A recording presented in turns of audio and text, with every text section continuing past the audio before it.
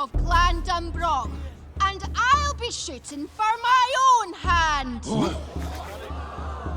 are you doing? Merida!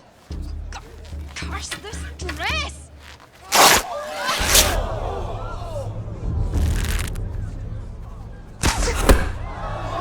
Merida, stop this!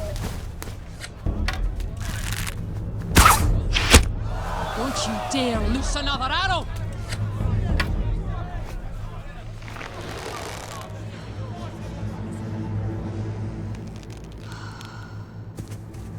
Merida, I forbid it!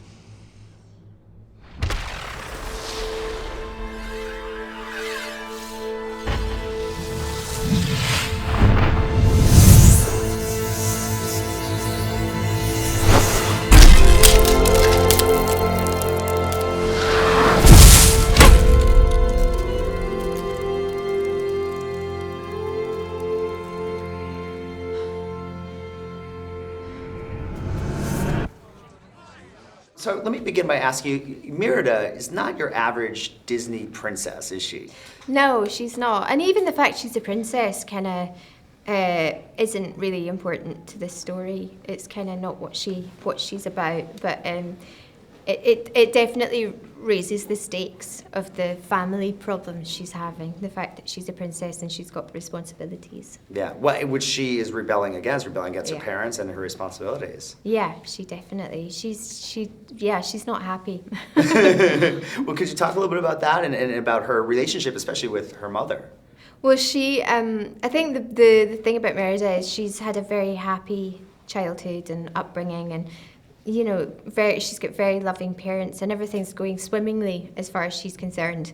And then out of the blue, her mother says, you know, it's time for you to grow up, and you're going to have to get married soon, and you're going to have to pick a suitor out of these 3 hopeless cases. And she just is not ready, and it's kind of like it marks the end of her freedom and her childhood, and so that's when all the trouble ensues.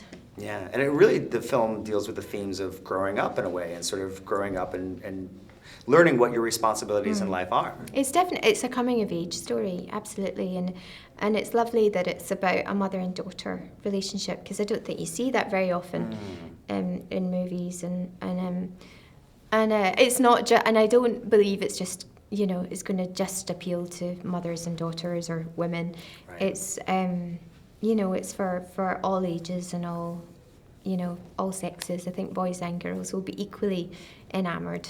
Well, there's a lot of action in the movie for the boys. Exactly, and you know, the fact she's got a weapon, I think, is an easy in for any little boy, and also just from my son and his friends, I know that the 3 little triplets, Merida's little brothers, are really appealing to the boys. Pixar did such an amazing job with just the landscapes. I mean, it really looks like Scotland. Can you talk a little bit about that? Were you impressed when you first saw it? Yeah, I was blown away by the landscape, these sweeping shots of the Scottish countryside, and it was really you know, there's some places that you kind of recognise as well, and I think the filmmakers took a couple of trips to Scotland, and they all went out to different locations, and they took their, you know, they drew pictures, they filmed, they took photographs, and they got it really right, I think.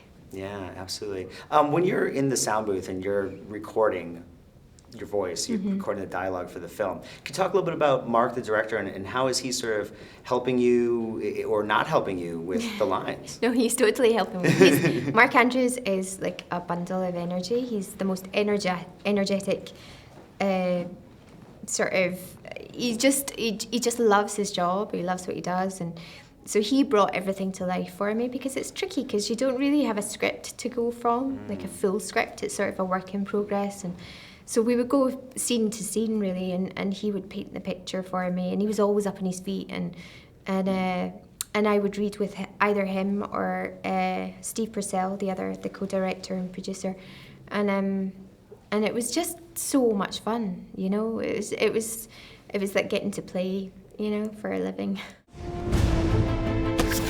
Merida, stop! A lady enjoys elegant pursuits.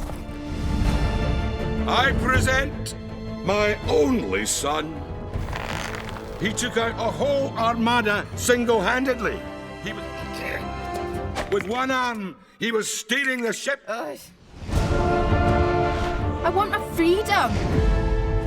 But are you willing to pay the price your freedom will cost? Careful what you wish for, my mother would say. What's the worst that could happen? No more fighting! Show a little decorum! Feast your eyes!